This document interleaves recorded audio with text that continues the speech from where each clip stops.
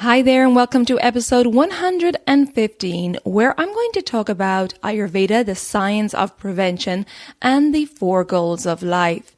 And these are connected because Ayurveda tells us that health is the root of everything and is the foundation necessary to achieve the 4 goals of life. So please stay tuned.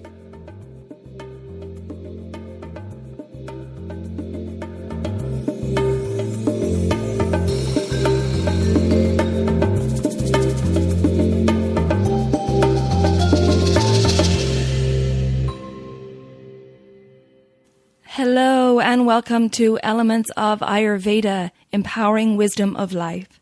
I'm your host, Colette, and in this podcast, I hope to empower you to take charge of your own health by sharing the holistic teachings of Ayurveda, the ancient healing tradition from India. We will also discuss topics like health and wellness, nutrition, yoga, fitness, meditation, breath work, and much more, as well as interviewing lots of inspiring people along the way. My humble wish is to help you to connect to your true nature, to Mother Nature, and to each other. If you like the content, be sure to subscribe to the show, and the new episodes will automatically download for you to enjoy. If you're new to Ayurveda, I recommend you listen to the first couple of episodes where I do an introduction to Ayurveda and the mind-body types. I've also set up a Facebook group for us to connect and to support each other, and I'd love for you to join me over at Elements of Ayurveda podcast group. And now here's the show.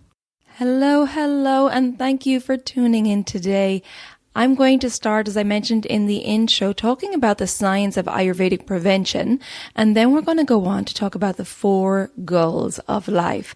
So we're going to dive straight into Ayurvedic prevention, first of all, and this is called the science of Swastha Vritta, and let's break this down a little bit. Shwa means self, and sta means establish. So Swastha means to establish the self. And then Vritta means science or information. And again, pardon my Sanskrit pronunciation if it's not good. Again, doing my best. So Swastha Vritta is to establish ourselves in our unique mind-body type and living in accordance with our true nature. It's to do our self-study. And as I've said before, what better study to undertake than the study of your own unique mind-body type so that we can understand how to keep ourselves in balance, prevent aggravation of the doshas, and in turn, prevent illness and disease in the body and mind. By understanding our unique mind-body type, our tendencies of aggravation, our strengths, our weaknesses, etc., we are setting ourselves up for a life in which we can thrive. Now, in the West, our medical system has amazing advances in technology, but it was set up to treat the manifestation of disease. We oftentimes feel something is off in our body or mind well in advance of a diagnosis. And I know so many of us have heard or experienced ourselves people going through tests and nothing showing up as it was too early in the disease process for the imbalance to show up in the blood tests, etc. I've talked in detail about the 6 stages of disease in episode number 64, which I highly recommend that you listen to if you haven't done so already, as this information from Ayurveda is amazing about how an aggravation of a dosha, if left unchecked, can manifest into a disease.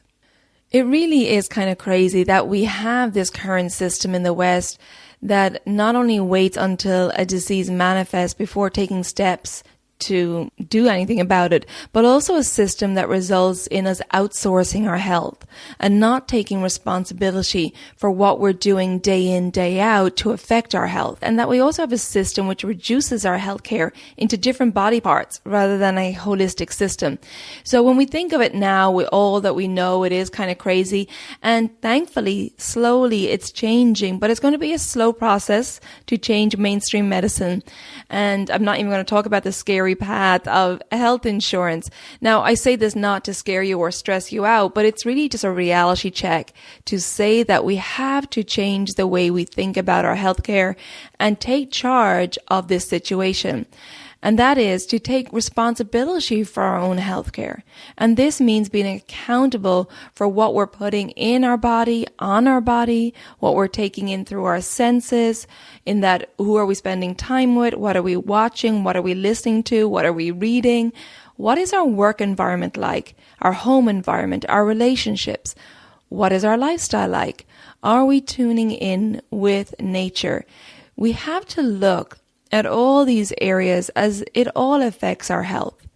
Now, while I'm not talking about taking dramatic steps which will cause stress to you and others around you, but thinking about what small steps you can take to make your life less stressful, more healthy, more in tune with nature, and more conscious. And this is how we prevent aggravation of the doshas, and in turn, how we prevent disease. Health will manifest when we begin to live in alignment with nature and with our true nature. Now, this true nature I'm referring to is our unique blueprint. It's our unique mind-body type, along with our special talents or skill sets or passions that need to be manifested in this world in order for us to thrive and to be a part of the greater consciousness of life. The old school thought is that our health is determined by our genes and that we don't really have any say in the matter. However, now we understand via the science of epigenetics that our genes are not fixed and that we do have the power to turn them on or off via food, lifestyle, relationships, environment, routines, etc. Our body is self-healing. We just need to give it the right environment in which to thrive. So what does it mean to thrive? Well, according to Ayurveda, a healthy person, or a person who's thriving, has balance in the doshas of Vata, Pitta, and Kapha. The Agni, or digestive fire, is working well, and that means that you're digesting food efficiently with no excessive gas, excessive bloating, burping, pain, or discomfort. The person has healthy tissues of the body. The person is eliminating daily with ease. The person has clarity of the senses, clarity of the mind, and peace of mind, and is living in harmony with their true nature. You can see that good health in Ayurveda is a harmony and balance between the body, mind, and soul. So we talk a lot on this podcast about prevention, about doing your regular cleansing, understanding your unique mind-body type, about bringing in your dinacharya, your daily self-care practices. So what Ayurveda is telling us is to put all these things in place so that we can continue on this journey of life. Ayurveda tells us that health is the root of everything and is the foundation necessary to achieve the 4 goals of life, also known as Purusharta. And so let's continue now on talking about these 4 goals of life. The 4 goals are Kama, Artha, Dharma, and Moksha. Now, Kama translates to activities or pleasure. Artha translates to money or prosperity. Dharma has several translations, but 2 of them are purpose and service. And moksha is liberation or non-attachment. So let's go in and break each of these down now. Kama, spelled K-A-M-A, is the pursuit of pleasure via the senses. So for example, most of us love the sweet taste. It's pleasurable, and when it comes from a healthy source, it helps to build the tissues in the body, which is essential for our health. Seeking pleasure via the senses, however, can get hijacked by the negative ego. I don't really want to call it negative anymore. I'm going to call it the little ego from now on. So the seeking pleasure via our senses can get hijacked by the little ego, which can push the desire to overindulge in pleasure in order to avoid pain and suffering, and can become attached to that pleasure. So this can result in a rajasic quality of the mind, and the overindulgence can lead to suffering. And this could result in addictions, for example, to alcohol, drugs, food, or sex. Now, because the senses and the little ego are unable to discern what is the right amount of pleasure, this is where we have to have awareness to keep our physical and mental constitution in balance and take responsibility for our actions. As we continue on the path of Ayurveda and yoga, we are constantly reminded via our daily dinacharya, our daily self-care practices, that we have a higher purpose, and our goal is to live in accordance with our true nature. These daily rituals help to keep us on track. When we experience kama in moderation, we experience joy and the beauty of the sensory experience because of our heightened awareness. We take pleasure in the simple things in life, like being in nature. So that's kama, the first goal of life. The second one is Artha. And Artha is spelled A-R-T-H-A, and this translates to money or prosperity, and making money to acquire possessions and the pursuit of wealth. Now, we all require money for survival. However, there's a high risk of overindulgence here, also with the little ego. When we become attached to our possessions and wealth, this is what can lead to suffering and the fear then of losing them. So we accumulate all this wealth and all this fancy possessions, and that then comes in the fear, oh my goodness, what if I lose them? So you're constantly attached to these material goods. This fear can lead to wrongful actions in order to maintain or accumulate prosperity that goes against our true nature. These wrongful actions will result in karma, and we all know that karma is the law of cause and effect. This is where we require self-awareness, not to become greedy and possessive. A daily connection to our true nature is necessary in order to regulate the tendencies of the little ego to overindulge. Having the awareness that having more does not equal happiness. Happiness comes with contentment with what we have. And when we are content with what we have, we're happier and we're more at peace. So that's Artha, the second goal of life. And the third one is Dharma, spelled D-H-A-R-M-A. Now, as I said earlier, Dharma has many translations, some of which are following a universal code of conduct, carrying out your duty or service that's in alignment with nature's law. It's carrying out your purpose in this world that's in alignment with your true nature and Mother Nature. We often see the little ego take hold in the work environment as people pursue wealth and power, becoming attached to material things and status. There's often a discontentment that they never have enough. This can lead to an aggravated rajasic mindset, resulting in greed, power, and control at all costs, and of course, turning away from their true nature.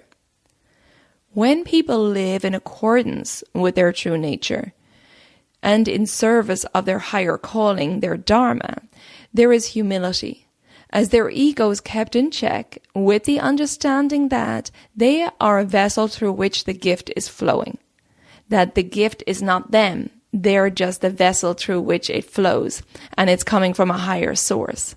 And it's their Dharma to express this gift and manifest it into the world for the greater collective consciousness. So this is the journey that we're on with Ayurveda and yoga, to bring ourselves into balance, physically and mentally, so that we have awareness to discover our unique gifts and purpose, with the innate understanding when we follow this path, we will be of service and thrive in life as a result, and our needs will be met because we're following our true nature. That was Dharma, the third goal of life, and the final one is Moksha, M-O-K-S-H-A, and this means non-attachment or liberation. Now, Ayurveda considers liberation to be the prime goal in life. Moksha requires a letting go of our attachments to people, things and letting go of our need to receive anything in return for our actions. Example, material gain, praise, recognition, enlightenment, etc. This requires the little ego's letting go of all attachment and desires. Once we let go of these attachments, we are free. It's when we reach the point where we are happy with with pleasure, Artha, money, and Dharma, purpose, and being happy without them. Now, moksha is the highest goal and the greatest challenge. Through our pursuit of knowledge and living in tune with our true nature, Mother Nature, and living in a way that is of benefit to the collective consciousness, we gain freedom from the attachments that hold us back. Kama, Artha, and Dharma are secondary to the goal of moksha. However, the journey is to achieve Kama, Artha, and Dharma so that we have a solid foundation with which to achieve moksha or liberation. Our health is of paramount importance in order to pursue this journey and to achieve each of the goals. We are fortunate that we have the teachings of Ayurveda and yoga to help give us the knowledge, support, and guidance on this journey. And this journey really starts with the self-study. But it's important that it doesn't stall there and become egocentric. So we talked a lot about the little ego here with these 4 goals of life. And it's a big part of the journey of the 4 goals. And as Eckhart Tolle says in the New Earth, whenever you allow a moment to be as it is, you dissolve the ego. Because the ego cannot survive in the present moment. The ego makes the past, the future, more important than the present moment. If we can be present and accept the present moment for what it is, rather than allowing it to cause us stress or wanting to be something else, this is where we find contentment and remove the hold of the little ego. So Ayurveda and yoga, of course, can help us with this present moment awareness, but it definitely is a journey. And I believe that the journey has to start with the self-study. And it's also important that it doesn't become egocentric. So I think if you're starting out in the journey, the great steps to take are understanding your unique constitution or your unique mind-body type, understanding your signs of aggravation, then focusing on bringing your body and mind into balance and implementing daily self-care practices or dinacharya to help you maintain this balance and prevent the disease that we're talking about, which is Ayurveda's goal for us. And then once you bring your body and mind into balance, you'll have more capacity and more awareness to look at the bigger picture of life. Now that your doshas are in balance and you're educated on how to take care of yourself, this is where you move out of that focus on the self and start to see the bigger picture and also start to see your role in the bigger picture of things. You now have the energy to do that because you're not depleted by your physical or mental imbalances. So once you're in balance, then it's time to take a review of your life situation, to look around you. And as I said earlier, to look at how you're living your life and what and who are in your life. Are you living a life that supports where you want to be? Are you being of service? Are you playing an active part in making this world a better place? So once we're in balance, I believe then we can start to go on the journey through the 4 goals. And of course, being in balance and our health will support us on that journey because we have greater clarity and greater awareness. So finding support, finding like-minded people to help support you on this journey is important. Now, I do believe that my service is helping people at the start of this journey. I can't help you with the little ego, as I'm still working on that daily myself, constantly checking myself when it arises. However, I have gone through the self-study and balancing my doshas and the Ayurvedic education where I feel that I can be helpful and support people with finding balance, educating and empowering people on their unique mind-body type and how to implement daily self-care practices to keep your body and mind in balance and prevent disease so that they can thrive and also discover their true nature and continue on their journey to work on that little ego and to work on the 4 goals of life and to thrive in life. So I hope that didn't come across with lots of little ego in it, but I do feel that I know where I'm helpful, and I do feel that that is a place that I can be helpful. If you need support, if you want support, I can be helpful in that way. Now, if you want support, I want to let you know about what I have coming up. I have, of course, online consults and cleanses and daily habits courses available throughout the year that you can do privately. But next week, on January 24th, 2020, I'm offering 2 group discounted programs, a group Digestive Reset Cleanse and a group Reset, Restore, Renew program. The Digestive Reset Cleanse is tailored to you. It's an all-natural, whole food, holistic cleanse, which not only includes recipes that are tailored to you, but also yoga, breath work, meditation, and anything else I feel that you need to bring you in balance. And then the group Reset, Restore, Renew program is a longer 7-week program that includes online consult, includes the cleanse, it includes a midpoint check-in, it includes the 28-day daily habits course, and it ends with another consultation to talk about going forward. So you can check out all those details in the show notes or visit my website, elementshealingandwellbeing.com. Go to the events tab and you'll find all the information there. And like I said, if those dates don't work for you, then you can take them privately at any time throughout the year. So I hope this was helpful. Please let me know your thoughts, your feedback over on the Elements of Ayurveda podcast Facebook group. I'll put a link in the show notes. And if you feel this episode will be beneficial to any of your friends or family, please share it. And until next time, take good care of yourself, be well, and ciao for now.